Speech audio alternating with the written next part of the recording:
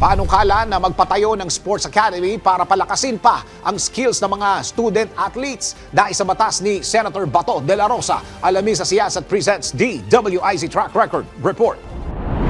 Napansin ko karamihan sa mga final na bill at naipasa na batas ni Bato de la Rosa ay tungkol sa public safety. Pero gusto ko sanang malaman kung pati ba sa sports ay may contribution na siya? Talaga bang may nagawa na siya sa bayan? Alamin, iboto ang tama, itama ang boto. Siyasat presents DWIZ Track Record.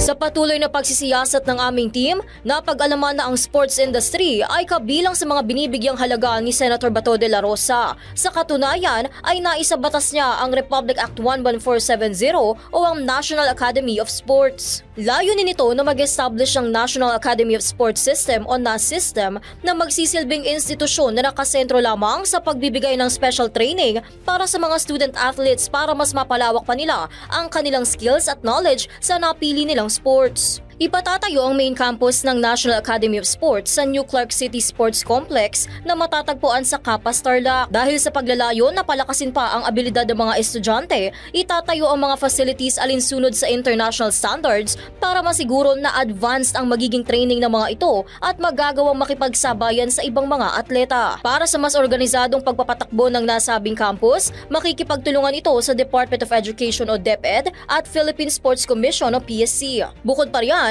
maaari ring mag-hire ng foreign coaches ang board ng NAS system, ngunit yun ay kung makakapag-introduce ito ng makabagong sistema sa pamamagitan ng kanilang skills na hindi maihahalin tulad sa sino man na nasa bansa. At iyan ang track record ni Senator Bato de la Rosa. Para sa Siyasat Presents DWIZ Track Record, ako si Gia Rafael, nagbabalita ng tama, naglilingkod ng tama.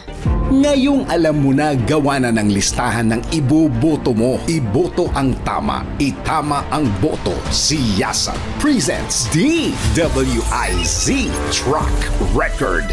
I-message mo na kami sa aming Facebook, TikTok or YouTube kung kaninong track record ang gusto mong ipacheck.